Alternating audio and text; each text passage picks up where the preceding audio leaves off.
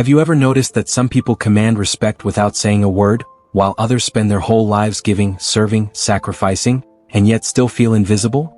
It isn't luck. It isn't money. It isn't even talent. It's boundaries. The truth is this: people will treat you the way you teach them to treat you.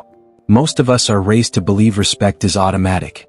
That if you're kind, respectful, helpful, people will naturally give it back. But that's not the way life works. Respect is not automatic. Respect is not free. Respect is not owed. Respect is built, brick by brick, choice by choice. And if you don't set the standard for how people treat you, they will set it for you. And usually they'll set it far lower than you deserve. Let me tell you about Sarah. Sarah was the kind of friend everyone wanted. Always available. Always saying yes. Always helping even when it cost her sleep, peace, or money. At work, she stayed late to cover shifts, picked up projects no one else wanted, and never complained. Her friends said she was the sweetest. Her coworkers called her a lifesaver. Her family leaned on her constantly. But here's the problem. No one asked how Sarah was doing. No one noticed when she was exhausted. No one said thank you when she went the extra mile. One day, after weeks of carrying more than her share at work, she presented an idea in a meeting. She had worked hard on it. Silence. Moments later, a coworker repeated the same idea, word for word. And suddenly the room applauded. Sarah smiled politely, but inside, something broke. That was the day she realized, kindness without boundaries doesn't earn respect. It earns exploitation. Now, Sarah's story isn't unique. I've seen it over and over again. I knew a man named Marcus who thought if he laughed at the jokes people made at his expense, they'd like him more. He wanted to be the easygoing guy. But here's the truth. When you laugh at disrespect, you're teaching people it's okay to disrespect you. One day, in a meeting, a coworker made a sarcastic remark about his work. Everyone chuckled. Marcus didn't laugh this time. He paused, looked the man in the eye, and said calmly, "That wasn't funny. I'd appreciate it if you didn't joke about my work." The room went silent. The coworker mumbled an apology. And from that moment on, people thought twice before making Marcus the punchline. It wasn't anger that changed things. It was self-respect. Then there's Alina. Alina was everyone's go-to friend. Need advice? Call Alina. Need a ride? Call Alina. Need money? Call Alina. She thought this made her irreplaceable. Then one day she got sick. Really sick. For the first time, she couldn't be there for everyone else. She couldn't answer calls at 2 a.m. She couldn't drive across town at dawn. She couldn't lend money she didn't have. And suddenly her phone went quiet. The people she thought would always be there for her disappeared. That silence hurt more than the illness itself. But it opened her eyes. People weren't valuing her. They were valuing what she gave them. So she made changes. She didn't become selfish.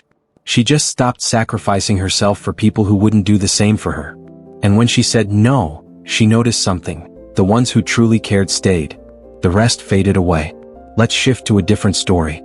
There was a man named Victor who went to a job interview. Halfway through, the interviewer pulled out his phone and started scrolling. Most people would have nervously kept talking, afraid of being rude. But Victor stopped speaking, smiled politely, and said, "I can see you're busy. Let's continue when I have your full attention." The interviewer blinked, put his phone away, and gave Victor his full focus. Victor got the job. Not just because he was qualified, but because he showed self-respect. People respect you when you respect yourself. Another story. Grace was a talented photographer. But she had one problem. Clients constantly tried to negotiate her rates down. "If you give me a discount," they'd say, "I'll tell all my friends about you."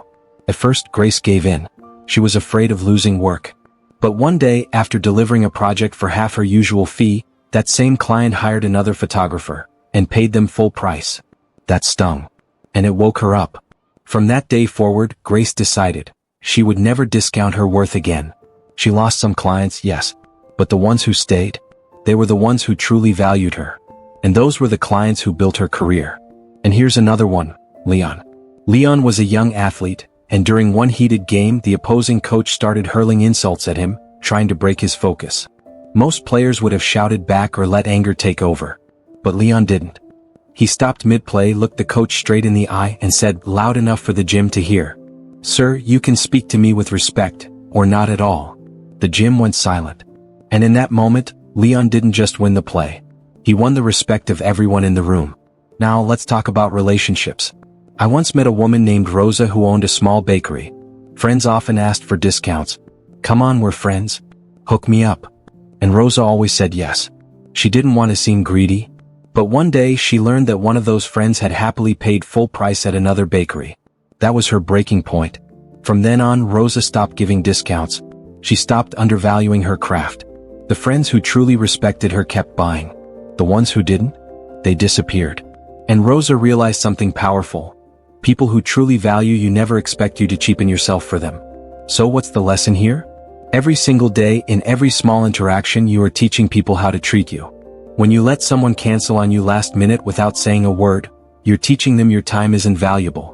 When you laugh at disrespectful jokes, you're teaching them your feelings don't matter. When you say yes when every part of you wants to say no, you're teaching them your needs are negotiable. But here's the good news, you can change that lesson. At any time. You can decide today that your time matters, that your voice matters, that your peace matters. So speak with purpose. Say no without guilt. Stop apologizing for existing. Walk into every room like you belong there, because you do. Respect isn't something you wait for. Respect isn't something you beg for. Respect is something you claim. And the most important respect you'll ever have is the respect you give to yourself. If you like this video, please click the subscribe button.